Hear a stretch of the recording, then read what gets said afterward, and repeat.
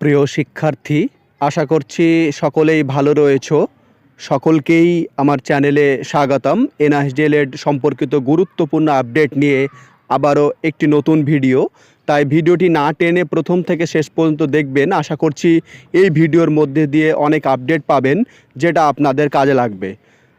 আপনারা জানেন যে 10ই ডিসেম্বর আমরা দীর্ঘ পথ পরিক্রমা পেরিয়ে দীর্ঘ পরিশ্রম করে আমরা কিন্তু এনআইএসডিএলএড শিক্ষার্থীরা ভ্যালিড হয়েছি। আমরা প্রচুর পরিশ্রমের মধ্যে দিয়ে কিন্তু এটা সম্ভব হয়েছে, তাছাড়া কিন্তু সম্ভব হতো না। তাহলে সেই 10ই ডিসেম্বর এনআইএসডিএলএড শিক্ষার্থী ভ্যালিড হওয়ার পরে বিভিন্ন স্টেটগুলো অবশ্যই এনআইএসডিএলএড শিক্ষার্থীদের মান্যতা দিতে হবে। তবে কিছু কিছু ক্ষেত্রে এই বৈষম্যতা আছে এবং কিছু কিছু স্টেট দেখা যাচ্ছে মান্যতা দিতে এখনও অস্বীকার করছে। তবে একটা জিনিস বলে রাখি যে সুপ্রিম কোর্টের অর্ডার অনুসারে যেমন পুরো স্টেটে ইনভ্যালিড হয়েছিল, সেই রকমই সুপ্রিম কোর্টের অর্ডার অনুযায়ী পুরো স্টেটগুলোতে ভ্যালিড হবে। অবশ্যই এটা আপনারা মিলিয়ে নেবেন। আমরা জানি যে পাঞ্জাবে অনগোয়িং প্রসেসের ক্ষেত্রে এনআইএসডিএলএড শিক্ষার্থীদের অলরেডি বিভিন্ন ভ্যাকান্সিতে অংশগ্রহণের সুযোগ কিন্তু দিয়ে দিয়েছে। এই খুশির খবর আমরা কিন্তু আগেই পেয়েছি। এছাড়া যে সমস্ত স্টেটগুলোতে এখন পর্যন্ত এনআইএসডিএলএড শিক্ষার্থীরা দেখা যাচ্ছে যে অনগোয়িং প্রসেসের ক্ষেত্রে অংশগ্রহণের সুযোগ পায়নি, তারাও অংশগ্রহণের সুযোগ পেয়ে যাবে আশা রাখছি আমরা, হয়তো কিছু সময়ের অপেক্ষা।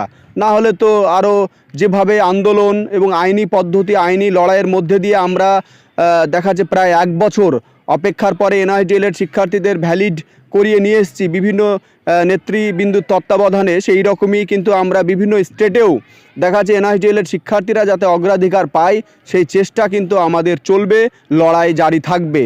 এবং আমি সর্বদা আপনাদের সঙ্গে আছি যে কোনো আপডেটের জন্য।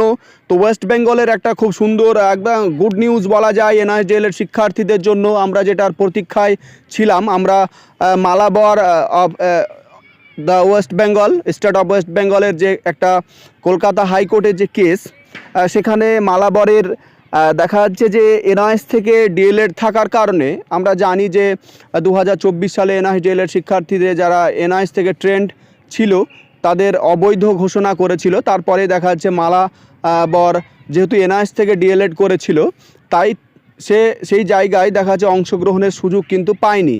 কিন্তু পরবর্তীতে যখন 10ই ডিসেম্বর এনআইএসডিএলএড শিক্ষার্থীদের মান্যতা দিয়ে দেওয়া হয় এবং সেই সুপ্রিম কোর্টের রেফারেন্স অনুযায়ী মালাবর কিন্তু তার যে অধিকার সেটা কিন্তু ফিরে পায়।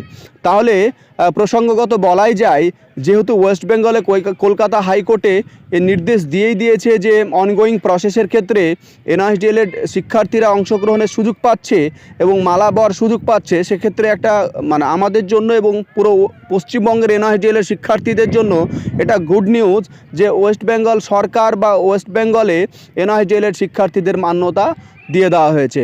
তাই টেনশনের কোনো কারণ নেই। আমি এনআইএসডিএলএড শিক্ষার্থীদের বলেছিলাম যে আপনারা একদমই টেনশন করবেন না, আপনাদের পশ্চিমবঙ্গে এনআইএসডিএলএড শিক্ষার্থীদের মান্যতা দিতেই হবে এবং যেটা অলরেডি দিয়ে ফেলেছে।